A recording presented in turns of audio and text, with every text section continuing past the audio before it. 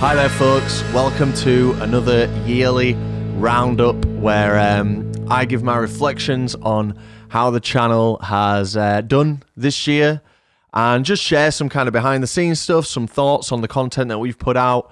I'll be talking about some of the things I'm really pleased with, some of the things I'm not so pleased with, and it's just a nice time to kind of come together through the internet, you and I, and just reflect on the year that we've had. So it's been an interesting year at TPD TV because there's been some stuff that's gone really well and then some stuff that's kind of really not worked. And it's our first year kind of since blowing up, if you will, where we've kind of fumbled a few things. But it's interesting because on the business side, things are going better than ever. But then on the kind of critical reception side and the, I guess, viewer enjoyment side, which ultimately is, at least I like to think, is the priority. There's been a few kind of hiccups that we've had this year, so let's dig in and we'll talk about what went well, what didn't go well, and maybe some of the other stuff that we've got planned and some of the things that we're going to be doing next year. So first of all, before we start this, I just want to express my ultimate gratitude to everyone that tunes in and cares enough to basically essentially keep the roof over my head specifically. I'm so blessed to be supported by the people around me, but also the audience is the only reason that I can be a creator and flex my creative muscles and have full creative freedom to do whatever I want and answer to essentially only you guys. So it really does mean the world. And while there might be times in this video where I might sound a bit unenthusiastic about some things, the reality is we're all living the dream. We're all so blessed, and we do realize that, and I truly do believe that things couldn't get much better from a, I guess, from a personal standpoint or from a personal satisfaction and appreciation standpoint. So anyway, let's jump in with our first video that we released on the main channel this year, which was Rise Festival. So we went to Rise Festival mid-December 2023, and I wanted to give our audience a little bit of breathing room and, you know, just kind of fuck off for like 6 weeks, so you don't have to kind of see us posting on Insta, you don't have to see us all it, like, you know, it's sometimes nice to step away, though it's dangerous to do that as a creator. I think it's valuable to give you lot some space, disappear for 6 weeks, and then hit you with what I thought was a pretty good video with Rise Festival. Now, that was our first ever snow festival, so that was kind of the you know, the shtick. In YouTube, you've got to work from the title backwards a lot of the time. So, you know, we were hopeful that would be a successful video. Our first ever festival in the snow. And we had a great trip, and the video was well received, and it did a good amount of numbers. And it basically did exactly what I hoped it to do, given that it's a small festival. So that did well, and it opened up a couple of doors for us with some other snow festivals as well. But that was a video from the year before, and I deliberately scheduled that for end of January. So I guess straight away you're getting kind of dated content. And while that wasn't super, you know, it wasn't a huge issue with Rise Festival, and it was very well received, and the thumbnail's really good, I think. And, you know, me, Jake, and Dan really put in a lot of effort on that one. The next few videos, they're kind of a bit of a misfire, I think, and we were just trying to provide as good quality content as we could, while also safe in the knowledge that we've got a massive, expensive year ahead. We were trying to satisfy sponsor agreements as well.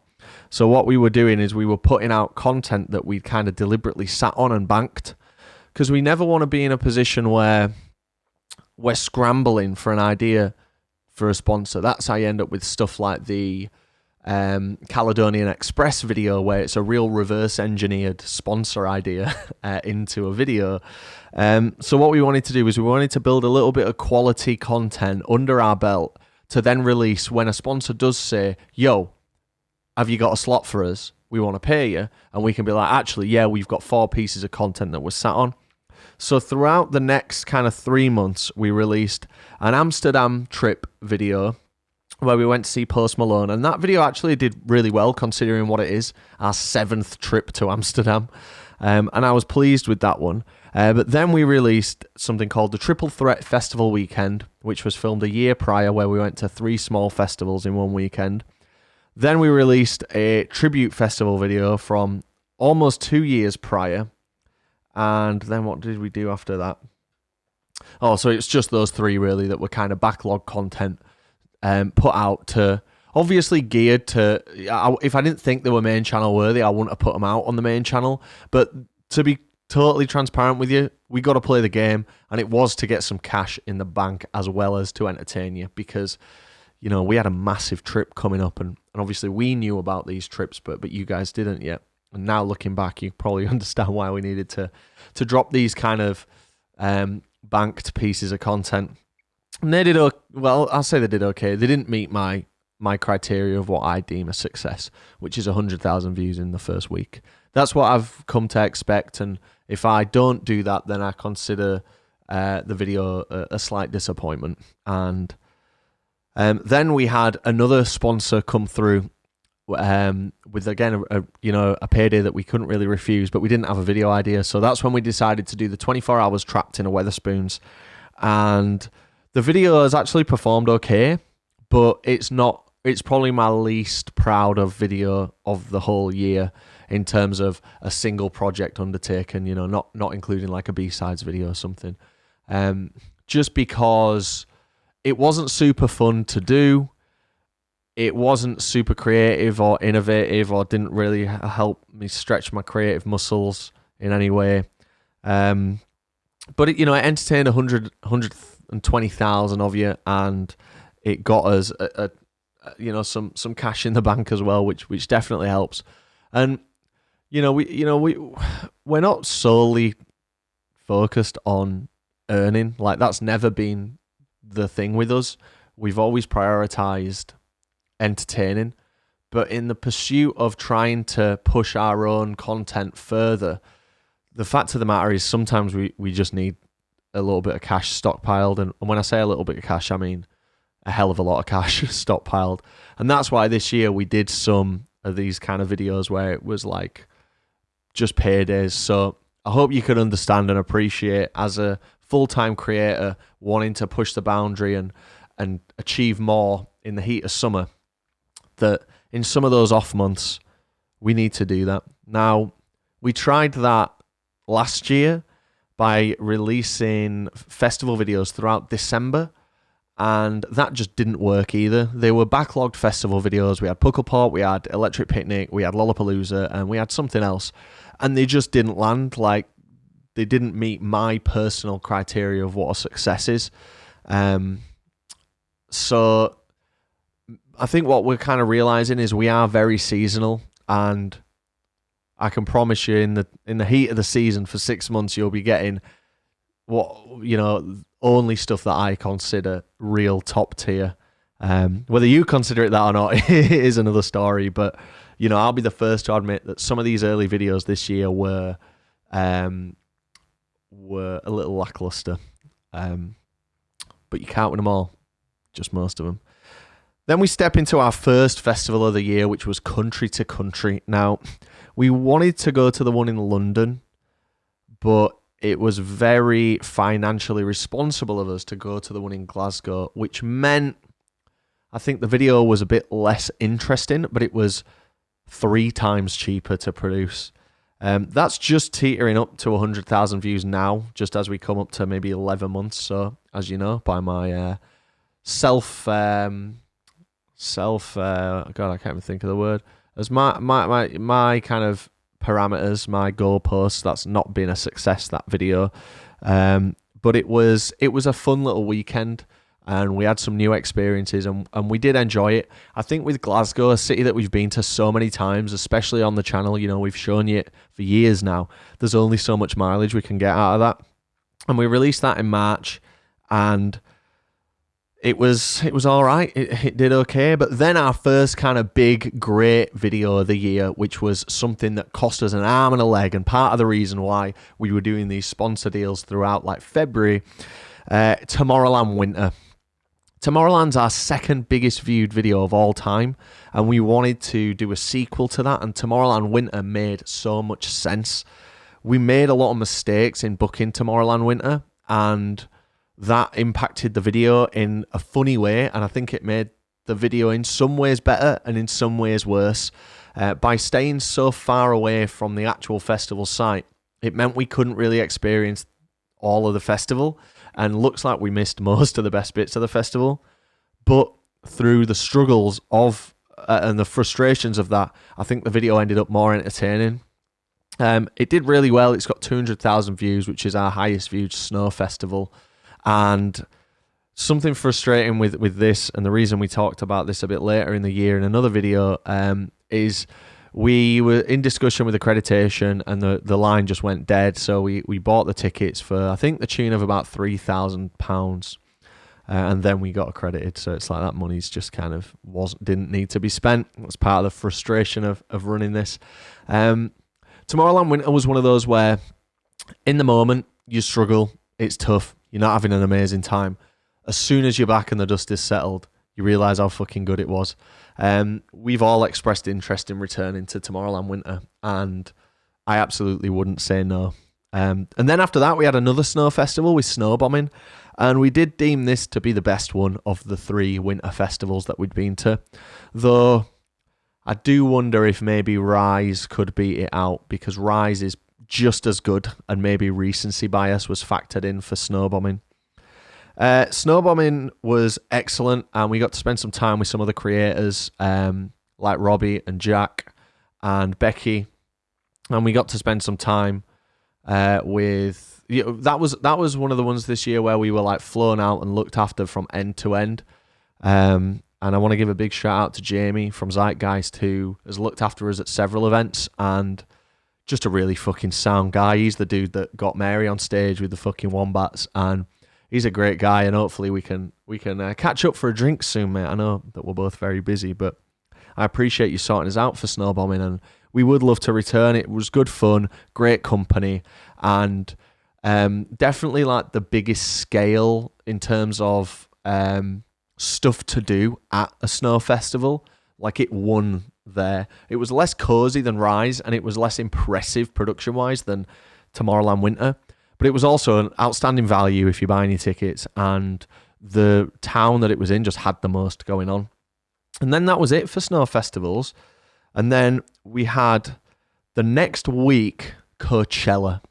Now, Coachella is obviously super important to us, and it probably is my favourite festival of all time. And we took a different approach this time, because we were like, right, what can we do? So we've done like British Lads Attack Coachella in 2022, and that's the reason that I'm still sat here speaking to you now. And then we did like Going Back with a bigger crew and with VIP, which was another unique angle. And that delivered about 600,000 views, which is an enormous success still. And this year it's like, what do we do? So I knew I wanted to reduce the number of people going, which is a difficult conversation because you don't want to seem like you're deliberately discluding anyone, but ultimately I wasn't super confident that we could recoup our losses on Coachella this year. Not our losses, sorry. I mean, I wasn't super confident we could break even.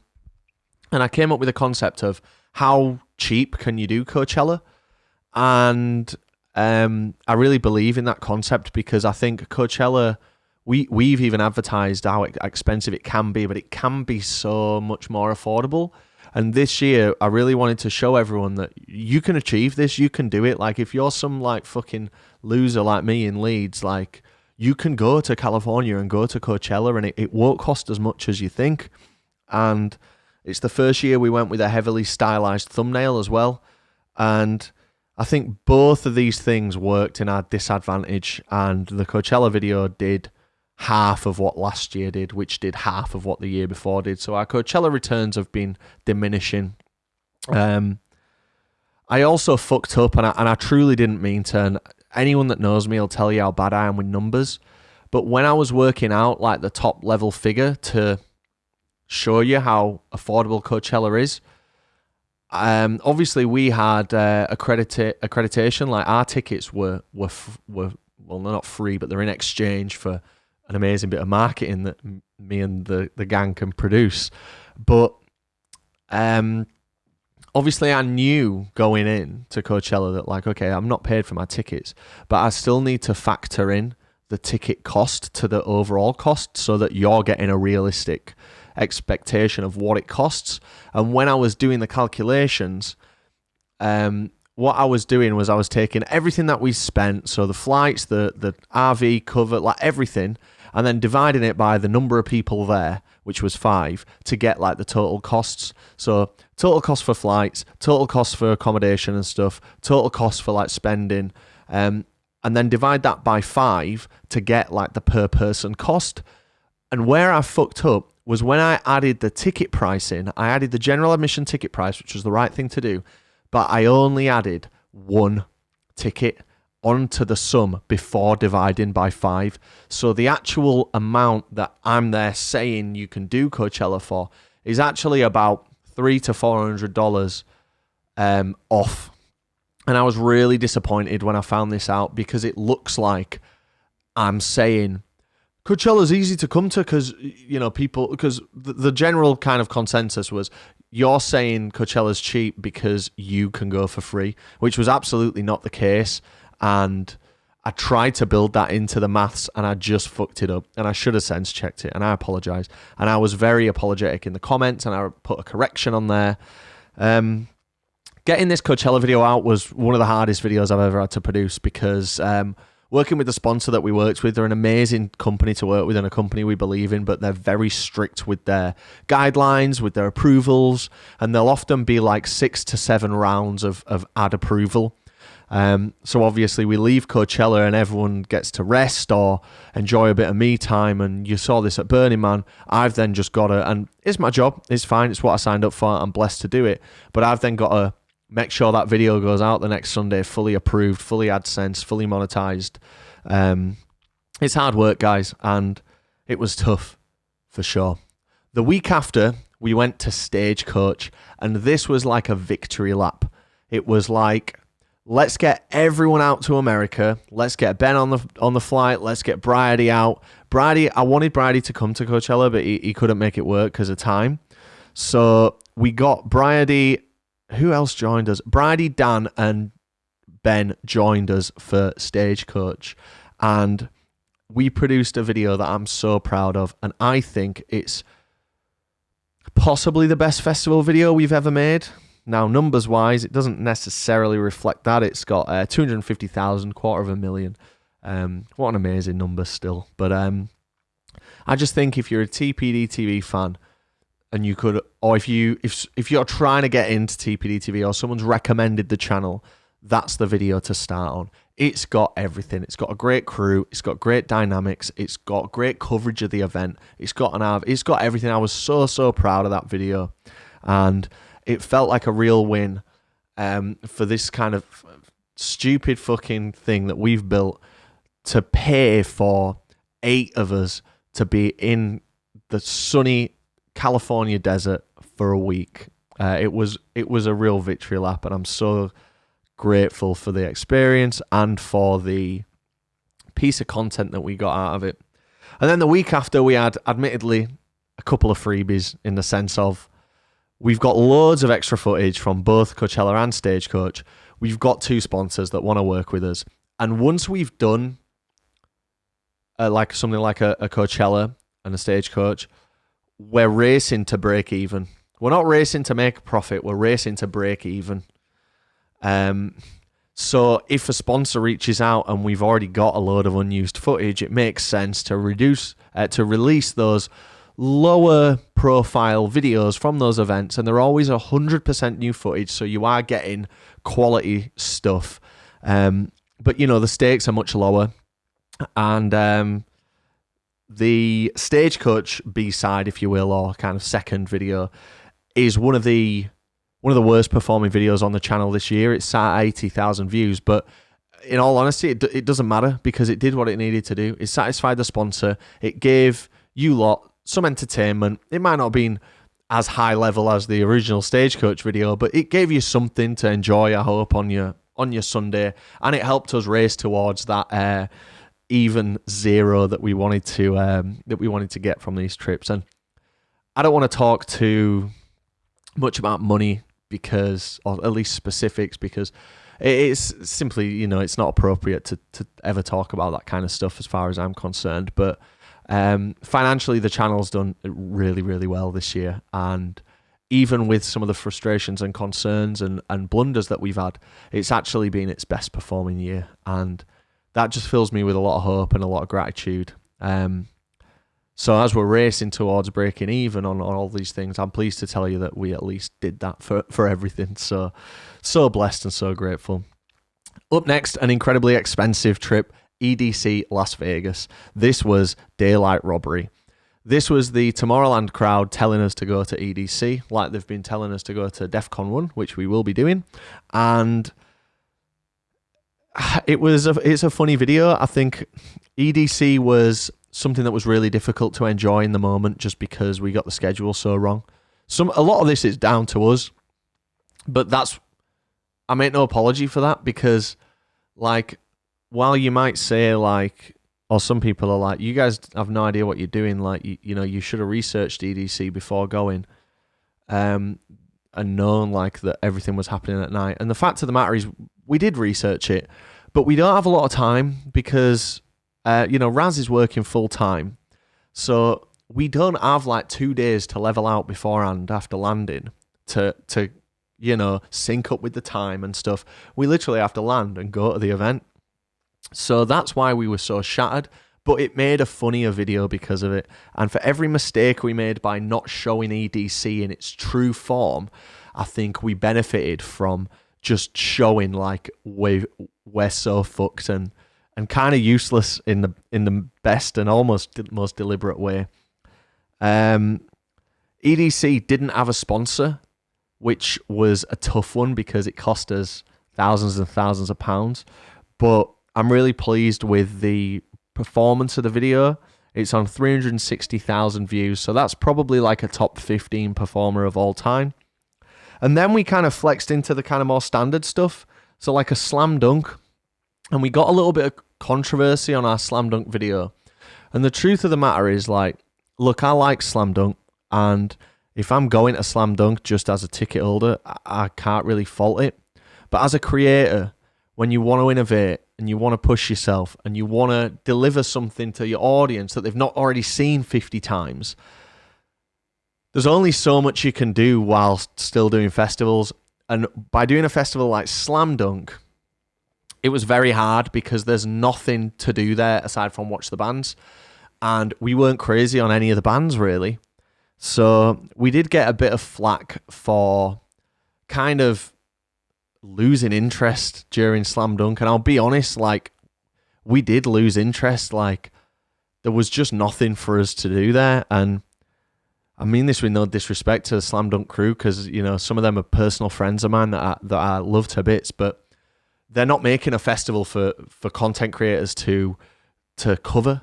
They're making a festival for you to have a great time at, and they succeed at that.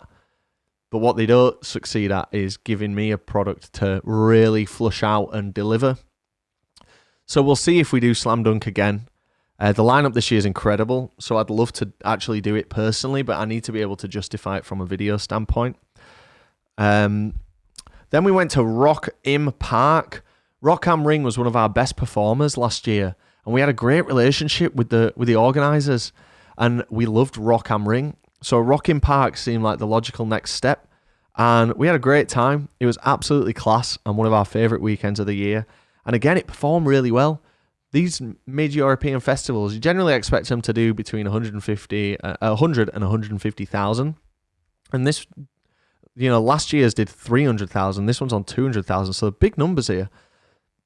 Really, really happy with it. It provided enough. The mission, I should have said this at the start, but the mission this year was to try as much new stuff as possible. as much fresh stuff, because then you don't end up in a slam dunk situation where you're like, or a Leeds Fest situation where, oh, it's the same shit all over again. You know, you're naturally inquisitive and explorative, if that's a word, to the festival site. So Rocking Park gave us all that. And then we kind of go through, we had Download, and my idea there was to just create the ultimate, most comprehensive coverage of Download. And I think we did a good job there. It's got 250,000 views. It did really well. We had an amazing sponsor with Neural DSP. And do you know, I want to just give a shout out to Neural DSP because I'm super musical. Like, I love music. I love playing the guitar in particular. And it's always been my dream, even though I'm absolutely nowhere in this realm, to like have some kind of like guitar deal, whether a company sent me a guitar or whether like, you know, something to do with like a guitar. Like if I could get like some kind of working relationship with a guitar or a music company, I'd really be proud of that because I'm super passionate about that stuff. And Neural DSP, who make guitar tech, is the easiest way for me to summarize it, I suppose, are an amazing company to work with. They're so nice, they're so down to earth, but also their product is so cool. And I love that we can just talk about it. And I love that you guys engage with the sponsor as well. The feedback I've had from them has been great, and I can't wait. And I'm so proud to work with Neural DSP. Then we had Graspop, something that's been, you know, new, something on our list for ages. And we had a great time. There's not too much to say about Graspop. It was amazing. We had a blast. We showed you everything. We did a typical real deal video, and it's almost got 200,000 views, which is really good. And then we were kind of, you know, we needed something a bit easier because we've done like big scale events there for the last 3 weeks consecutively. So that's when we went to Outbreak. And with Outbreak and with stuff like Damnation, we've got to adjust our mindset and our attitude. The team at Outbreak were amazing to us. They gave me like a full rundown of like what to expect, who's going to be good, what to see, blah, blah, blah, blah, blah, which really informed me and allowed me to kind of put my coverage head on. What we can't do is go to something like Outbreak, where admittedly we don't really like much of the music, and go, this is shit, because it's not shit, it's just we don't like it and we don't know it. And same with Damnation. So we have to rewire ourselves. And I said this before, like if we go to Leeds Fest and it's shit, we will say this was shit, because we know Leeds Fest is geared for us. We know what it's had in the past, and it would be dumb of us to go to something like Outbreak or Damnation and complain when it's not the best thing we've ever been to, because it's not geared for us. It's like ordering food you don't like and complaining to the restaurant. So we had to rewire for Outbreak, and I can honestly say, with all that kind of rewiring and all that kind of thought and discussion beforehand, we loved it. We absolutely loved it, and I would definitely go back to Outbreak. It was great. It was really good. Amazing community, good fun. It did make Damnation harder because Damnation was in the same place, so all the exploration side of things was already done by visiting Outbreak, but I was really pleased to visit Outbreak. And then we had Roskilde and Mad Cool, two big hitting European festivals, and Roskilde was great, but it's where I really started plateauing and getting fatigued this year. I really got fully knackered and needed a bit of a rest. I got so drunk, and that kind of fucked me for the week as well.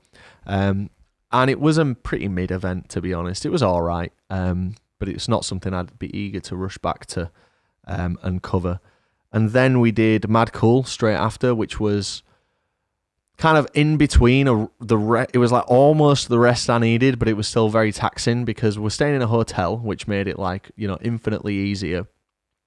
But it was so hot, and the days felt so long. But Mad Cool was one we always wanted to cover. You know, it's a big European one, and we were blessed to finally be ticking these off, you know, and I look forward to ticking off your Primaveras and your fucking Pink Pops and your Hellfests and your Wackens, and I really hope that we can tick some of those off. If not all next year, then maybe over the next few years. And then we got a real easy win with Beat Herder. And this is the thing, we kind of try and schedule. So, we had 3 biggies and then Outbreak. And doing what we do and being so well versed now in the content game, stuff like Outbreak and stuff like Beat Herder, it's automatic. We don't even feel like we need to put in any effort because it's so much easier to cover because they're such smaller events. You're not stressing about, have we seen enough? Have we done everything? You're confident that by the end of this weekend, we'll have got everything we need. And it's a really nice kind of place to be in. And then Beat Herder amazed all of us by just blowing our minds. It was incredible. And I'm really grateful for the opportunity to go to Beat Herder. And I'm really, really glad that we've given Beat Herder a bit of a platform on our channel. I've had a lot of people say, that looked amazing, we're going to go. And that's really rewarding because when it's all well and good doing this for a Leeds Fest or a download, but when it's a really small, independent team, like an Outbreak, like a Beat Herder, like a Damnation, I take great pride in, hopefully making a small contribution towards their growth. And that might sound a bit arrogant or egotistical, but there are times where I know for a fact that we've contributed sometimes significantly to festival ticket sales, and it feels great to hopefully do that for something like Beat Herder. Then we went to Latitude, and this was a 3-man crew. And if you listen to last week's episode of the podcast, you'll know I really don't like doing a 3-man crew, but we just couldn't get anyone else on board. It was a tough sell. And it was... I enjoyed Latitude, but it wasn't as good as I'd remembered. We went to Latitude in 2021, and I had really fond memories of it, but it wasn't as good as I remembered it to be. And it was a bit of an awkward dynamic. Me and Jake clashed a few times. It was the first time where we kind of really done that in a long time. And, I'm not saying that's Jake's fault or my fault. It's just circumstantial.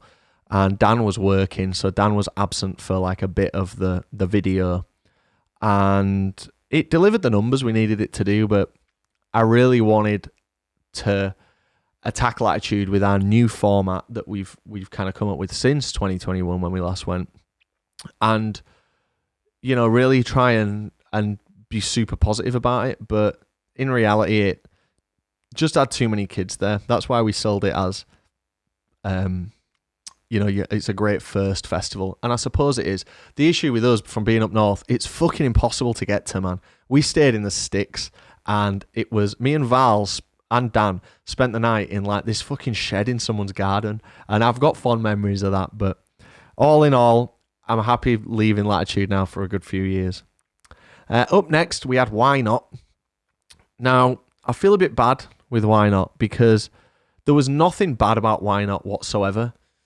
But similar to Slam Dunk, it struggled to capture our interest from a creator perspective because it was quite small and we'd kind of done everything by day one. And I respect the Why Not team and I think they do a really good job, but we just hit a wall so hard, on the middle of the second day, I think. Just because we'd seen everything, we'd done everything, and there was no bands that we really cared about. So it's well, what now? And then we got the opportunity through the amazing Sam to go to Kendal Calling, and it's a sold out festival, and we're so lucky to just be able to be can we come? And they're yeah. And then we really lit a fire under us and really built some excitement, not because we were so hyped to go to Kendal, because we've done Kendal 4 times now, but because it was spontaneous, and I love that. And I do think that we accidentally showed Why Not in too negative of a light, and I really hate to think that we've maybe caused any trouble there. I'm sure we haven't, but if we have, please accept this as an apology. Your event was great, but again, we're coming from a perspective of not a general punter. We're coming from someone trying to deliver a great piece of content, and I know you don't exist for us, you exist for music fans, and you clearly do a very good job at that. But it was so cool to flip-flop over to Kendal. We vowed to not do any of these 2-week, like double festival weekends this year. We did a lot of that last year in the interest of getting multiple videos out, so we had backlog for December, as I mentioned. And we vowed not to do that because it felt disingenuous and it felt like we were doing that for the wrong reason. But this one felt like it was the right reason to do it. And it was one video as well. I also just want to say this was a festival where Jack Smith joined us. And I've got no shortage of positive words to say about Jack Smith. His company is AAA. And I can't wait for him to eventually come back to the UK so we can hit some more fests together. He's a real high quality fucking top dog. And it was great to be able to take him to Why Not and to Kendal for the first time. And some of the funniest memories I've got at Kendal were with Jack Smith, particularly playing charades, which was definitely not safe for channel. After that, we had another big one. So those two were quite low stakes. And then we had Sziget. And Sziget was sorted out for us quite heavily. I don't know if flights were and stuff, but like we had a good package sorted out, and we've wanted to do Sziget for years, and it's done well as a video. It's almost on 200,000 views. It's not that old, and I'm really glad we could tick it off. It's where my phone got water damaged, which was so dumb, but just a prime example of me putting thought into the content before even anything else, before any of my own or my device's well-being. And it was stupid to do that, but Sziget was great. I can strongly recommend Sziget. I think we got a mid lineup based on what they've had some of the other years, but we had a great time, and I'm really, really grateful to Iz and the team for hooking us up at Sziget. We had a blast. My tiredness in the year was really starting to show at this point, I feel. There was times where... was it Chalk, Raz, and was it Jake? They're just partying and drinking how I normally would, and I just couldn't keep up with them. I was really starting to hit a wall here, but that's what happens. Thankfully, next we had something really, really low stakes, which was Edinburgh Fringe. Now, we wanted to do something called Lowlands in the Netherlands, and it was either me or Raz that fucked it up, or a combination of both of us, and I can't remember specifically, but it was something like we thought we'd sorted it out and we just hadn't. I think I must have thought he did, he must have thought I did, so we found ourselves then in a position where it's the week before the event and we're a bit stuck. So email Lowlands, and it was way too late to get any passes for them. And so then we look at buying the flights, but it's obviously super last minute, and it just looked way too expensive. And the other thing with Lowlands is it's spread across so many days that we'd only be able to do half of it anyway. So we pivoted into Edinburgh Fringe, something that I simply didn't care about. I didn't really want to go. I don't really care about comedy. I love Edinburgh, but I just didn't really care, to be honest. And my heart was in it in terms of making the video. I wanted to make the video because I want to entertain people on a Sunday. But I'd have picked doing anything over Edinburgh Fringe. And we got Ben on board, which was nice to get Ben on the main channel. And we'll talk about Ben a bit later and his work on the podcast. But it was great to get Ben on the main channel. Obviously, he came to Stagecoach, and then he came to Fringe, and he loved it, and Mary loved it, and Dan loved it. It was just not for me, and maybe my fatigue was showing or whatever, but it's just it was kind of like country to country. You're in a lovely Scottish city with some shit to do at some times, but like how does that translate into a video? We're not very good at that. It's not our strong point, but the video performed on par. Then we have Leeds Fest. Our lowest performing Leeds Fest video in years, and hopefully a bit of a kick for some of the crew to consider not going to Leeds Fest. I love Leeds Fest, but I'm so creatively exhausted with it, and there's so much more on that weekend. Now, you could argue that the views weren't as high as usual because the content wasn't as... I don't want to say it wasn't as good, but it certainly wasn't as cohesive or as well narrated, if you will. And that's because I was an absolute idiot and allowed my phone to get stolen. The only reason we've got this video is because of the amazing work of the rest of the guys, and I'm so grateful for them. But I do think in the end product, it is missing some of the direction that I bring. And I'm not the only one that brings the direction, and I hate to sound like a wanker there because this video wouldn't exist, particularly without Jake Varley, who does an amazing job. But I've been doing this for so many years now, and especially Leeds Fest, I've just got it dialed in, and I was really hopeful I'd get all that footage back and be able to salvage that video. I say salvage it, like it's done well, it's done better than a lot of videos this year, but I do think that it did hurt by losing the main camera. You know, ultimately I'm the one who shoots the most on site, generally speaking, to the tune of usually like 100 to 200 more clips per event. So it's a sizable chunk to lose and a sizable part of the story that was lost. I really do not want that to come across as disrespectful to the gang, because the video only exists because of them. But the Leeds Fest that we had wasn't great. I didn't have an amazing time. There was a load of technical issues. There was a load of stuff cancelled, and I was pretty underwhelmed by it. And I'm so over it, I suppose. But the thing is, it's like, you know, and Festival Republic are very good to us, and we love and respect and appreciate them so much. But after 14 years now doing this same event, and then, you know, we've done the event vanilla, we've done it in guest, we've done it as an artist on the lineup, we've done it in a introspective montage looking back grateful kind of way. Like, what more can we possibly do with it? We split the camp into two. I'm exhausted with it, and I'd love to go to Creamfields or something, and hopefully some of the team can back me on that. Then we had the big one, the one that I put all the eggs in the basket for, Burning Man.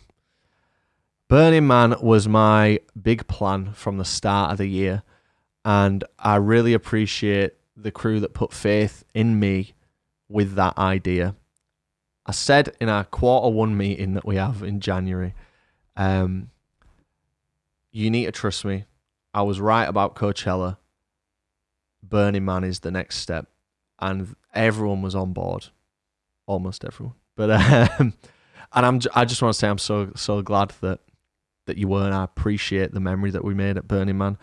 Burning Man is our 5th best performing video of all time, and it truly delivered on. While it wasn't the multi-million smash that, you know, we would have really hoped for, it satisfied my every creative desire, my every first-hand experience desire, and it satisfied in terms of performing as well. It did really well. And then we got the second video out as well, which I think was really good, and that did pretty well as well. So Burning Man was great. We did have an issue. I mentioned that Coachella was probably the toughest video I've ever had to put out. Burning Man probably the second toughest. Again, same sponsor as Coachella, our good friends at Revolut, who I hope we can work with many more times. But because it's a finance product, there's so many hoops to jump through. And trying to jump through those hoops, 8 hours time difference to get the video out, especially in this instance where all my friends are just having a great time and I've just got to stay focused on editing. It was very difficult. But do you know what? If that's as difficult as my job gets, and it certainly does feel difficult and stressful, and I feel like it takes some years off my life, but if that's the worst that it gets, I do recognise I'm still incredibly blessed. Then we had Wild Weekends. So I wanted to launch a new series that just kind of allows us to do some more stuff. You know, if we wanted to do anything over a weekend, it would just be released as a random video, and it probably wouldn't. It was not super well marketed, so I wanted to come up with a series name where anything that's not a festival we can do as a wild weekend, and we've only released one since October, which was the Malta Weekender. Fucking incredible. We had such a blast. Big thanks to Miles for sorting us out, man. I fucking love you so much, man. Fucking legend. But Wild Weekends is something that I'm really looking forward to working on. I've actually, I'll give you a little teaser for those of you that watched this far. I've actually got the next thumbnail for Wild Weekends done, and we have an episode shot. And yeah, just really hope that Wild Weekends can fill that gap where random shit from early this year and past banked festival videos didn't deliver for you. Really hoping to, I've actually, just before filming this, I've collated a load of ideas for Wild Weekends. Like obviously Butlins and Benidorm are big ones, but like Island Weekender, little road trip, renting a boat, all this kind of shit. I got a load of feedback from our community, and I've tallied it up in the order that like got the most votes, and I'm feeling really positive about Wild Weekends. And because it exists as a sub-series, if it don't do 100k, I'm not going to care. It's all about framing it for me. Like, if it don't do 100k, well, that's fine, because what does a Wild Weekends perform? I don't know. If it does 50k in a week, then that's the benchmark. And then if every Wild Weekends gets that, I'm happy and I can exist outside of my own head. Then we did a road trip video. So this is the thing. We're kind of come to the end of the year, and it's like, right, we've existed now, non-stop festivals. Now we can afford to give the smaller percentage of the audience what they want. I truly do exist to entertain and to give you something to watch on your Sunday evening. It's my biggest honour to do that. So we'd built this into the Burning Man trip, and we got an hour-long road trip video called The Dusty Nation, and I'm really happy with how it turned out. And it performed okay as well. It performed pretty good. And it helped us break even for that trip to Burning Man. And also, it was creatively fun to do because it's got a voiceover. And I don't do voiceover on video very often. I think the last time I'd done it was maybe Road to Nowhere back in 2021. So, I don't do it very often, but I like to do it from time to time because we give you so much of the same stuff over and over and over again. Here's something a bit different while still retaining the DNA. Then we had Damnation, which I touched on Damnation a little bit. Huge flop as far as I'm concerned. I was really surprised how poorly it performed. 80,000 in its first week, so 20,000 less than I wanted it to, and just crawled from there. And I really hope that then Camp Flog Gnaw as an American festival would kind of just set us back on the right path. But so far, I mean, it kind of hasn't, to be honest. It's the 8th performer out of 10. Like, so YouTube ranks it. It tells you like what your top one is, and the top one's Burning Man, which did 170,000 in its first 1 day and 19 hours. And then you've got Flog Gnaw, which is 110,000 views behind. And while I'm not expecting it to perform like a Burning Man, it's also performing worse than Leeds Fest, than Sziget, than Malta Weekender, than Edinburgh Fringe, and than Why Not? Which has made me kind of trying to rethink if American festivals are always going to be a win for us. I guess because every American festival we've done, at its worst, has done like 300k views. I guess I thought it's a guarantee. And I guess it isn't in this case. And that is what it is. You literally can't win them all. I know we joke about that, but you can't. And Flog Gnaw was more about fulfilling a verbal commitment I'd made to Chalk, to be fair. And we do have a Wild Weekends coming out of that video as well. Now, we've not yet got to Rise Festival, and we've not yet done our road trip video that's coming out soon around the UK or somewhere in a certain place of England. I'm not really sure what we're doing yet, but so I won't talk too much about that, but let's talk about the podcast channel. So Dan was the host of the podcast for maybe a year. And the reason for that is because I just didn't have the resource to do it, especially in the heat of festival season. And Dan did some stuff really well. His lineup review stuff was really well received, and some stuff that Dan really struggled with. And it got to the point where Dan had just understandably just kind of had enough. So we got Ben in, and Ben's done a great job in innovating in some ways. He's done the inbox. He's done the he's sorting out the scheduling. We obviously rebuilt the whole set this year from scratch, which is now a really nice space, I think. And while it still requires work, I'm happy with where it's at the minute. And I think the thing that we've focused on too much is quantity over quality on the podcast. I mentioned earlier in the year that I'm sick of doing the what went downs because I don't want to relive a festival for the third time. I've been there, I've edited the video, and now I have to talk about it on the podcast. So I was kind of the spearhead behind you don't need any fucking ideas. Just come up with a loose agenda and sit down and then in the pursuit to keep them coming week in, week out, I think sometimes we've kind of missed the mark with them, and certainly with the American voting one. I mean, I went on the channel, seen a big picture of Donald Trump on there, and I was like, what the fuck's going on here? And I've made mistakes about getting political, and I've taken your advice about, leave that out of everything. It's not the place you come to hear any of that stuff. But, I'm not trying to undermine or disregard Ben's hard work.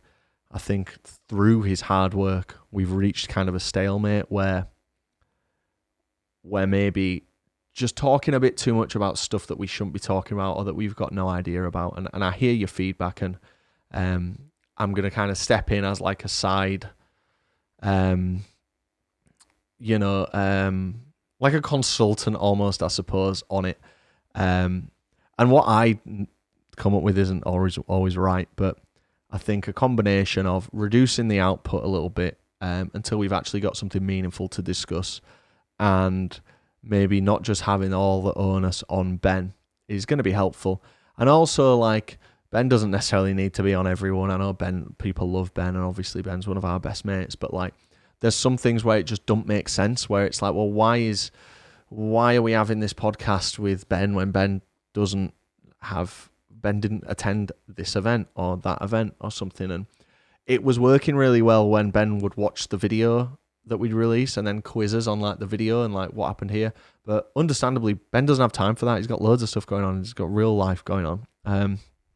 This isn't me saying Ben's not going to be doing the podcast. I want to absolutely commend Ben on the work he's done, and he's going to continue to do it. But you might see a slightly reduced output, but a much higher quality. So there's also a couple of other things that we did this year that I just wanted to talk about before we wrap up. And one was going on the Jackmate podcast. Now, I get on with Jack, and I really admire and respect him as a creator. I met him at Snowbombing, and I was really impressed by him straight away, by his humbleness, by his sense of humour. Just a great guy, to be honest. And when he asked me if I want to go on happy hour, we were at Coachella or Stagecoach, and I'd always said to myself, because I knew one day there would be some point where we'd be asked on that podcast. It's heavily requested, and I knew eventually in our career that would happen. And I always said I didn't want to go on it because I was worried that it would artificially inflate our audience. But then after speaking to a lot of people, I realized that it kind of wouldn't. The conversion rate will be so low, and let's just go on it. So me and Raz went on, as you've hopefully seen, and I mean, fucking hell, you want to see some professionals. Those guys are professionals. They have great space. They're super competent. There's no technical difficulties, at least that I see. They've got a producer. Obviously, they're a big business in the game, but they do a really good job, and I can only dream of one day being a fraction of as good as they are. But it was great doing the Jackmate podcast, and it was a real win, and I got a lot of love from it, and I was in my own head and anxious as fuck because for some reason I decided to talk about wanking. But, you know, I was just trying to be... It's not that I was trying to be funny, but I was just trying to be like self-deprecating, stupid, and authentic, and everything that we talked about on there is true. But I've been recognised a few times in person from that podcast, including in my building, and it's part of the reason I don't wear my Metallica hoodie too much anymore, because I wore that on the podcast, and it's just like, it just cements. If anyone's second guessing, is that guy from the podcast? It's like, if I've got the hoodie on, it really does cement it, and it was funny. And big thanks to Jack for having us and Jack's team. We went to his live show earlier in the year, and it was great. And they're all good lads. I've met the four of them that run the pod, or that host the pod. As you know, we get on well with Robbie Knox, and I was on his channel earlier this year as well. Where we went for a little walk, which was almost a year ago, and that was really nice. He's such a nice guy. That was my first time meeting him, I believe, and such a great guy. And if you don't know Robbie and you've not seen his channel, I'd recommend checking it out, because he's actually going strength to strength at the minute with some... Every time I see him upload a video, I want to kick myself, because I'm like, why didn't we think of that? Because he just did a video where it's like, how many countries in one day can I have a beer in? How have we not thought of that, guys? And he executes it so well, and it's such a brilliant video. So I can't pay enough respect to him. I also appeared on, I believe, 3 other podcasts this year. I appeared on the Dear Download podcast, which I'd done before, but as like a little mini feature. So you can find that online. I appeared on the SMTV podcast, where we talk about music, but a bit more broader, about video games and films and stuff. And then I appeared on the Wasting Time podcast. And I've got to say, these guys are fucking great. They're really, really good at interviewing. And this isn't maybe my 8th or 9th one of them.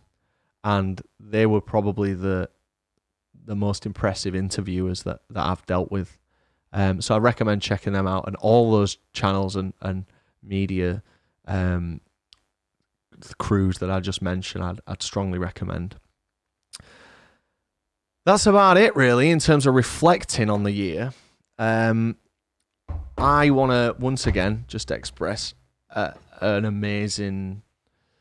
I want to express a huge amount of gratitude. Our biggest asset is the people around us. And, you know, this year more than ever, I've really kind of realized that I'm 32 years old, and I'm still surrounded by 8 best mates that are still just down to make shit happen. In a world where that's so rare, in a world where a lot of people who are 32 might be lucky to see like their old mate a couple of times a year because they've taken a different life path and probably very happy in that route that they took. You know, I'm just so blessed that it's worked out this way for us. And every year I get really anxious. What if next year's the year where Raz has had enough? Or what if Mary's had enough?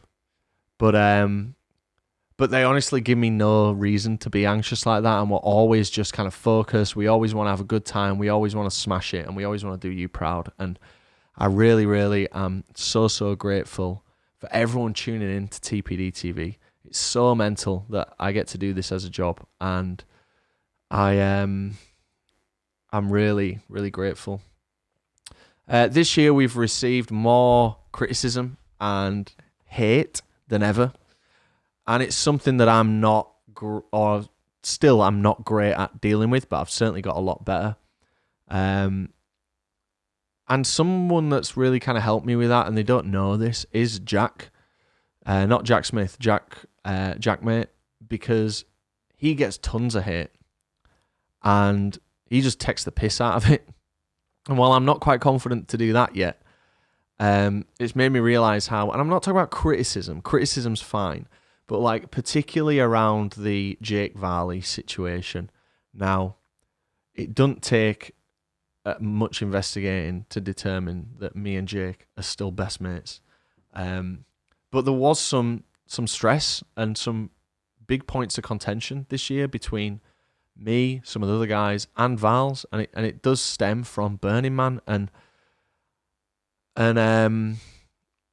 I think that there's things he shouldn't have done in that situation, and there's things I shouldn't have done.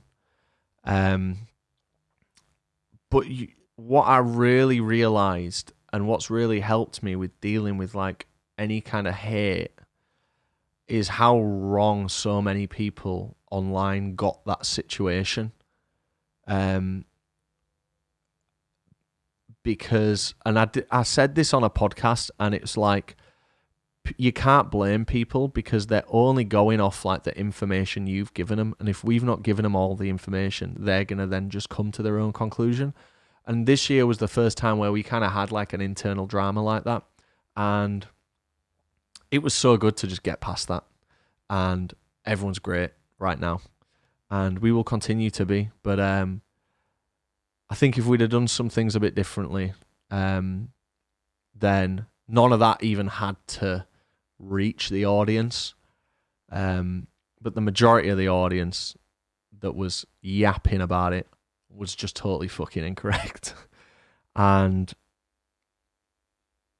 by staying off certain platforms, you'll only catch me in the YouTube comments, to be honest, or on my Insta, and that just works wonders for me because I'm not like deep diving and looking at niche communities that I've looked at before, but you know, that just exist to like bitch and moan. And by getting my head out of those spaces, life's just been so much better. And I know that like I can speak for Mary there as well. And some people like Raz don't give a fuck and really kind of hard skinned and just laugh about it and just think what a load of bollocks. But you know, Bridie don't look at any. So keep going with whatever you want to talk about. I appreciate there's discourse and there's conversation around us. And ultimately it comes from a place of care. But I guess my point here is I didn't want to just do a recap on the year and ignore like what was a difficult time for a lot of us, a frustrating time, an angry time, a disappointed time, a self-conscious time, an upset time. All these kind of emotions were rolled into that for about 2 weeks. And it was tough. But we came out the other side, and we came out the other side in the right way.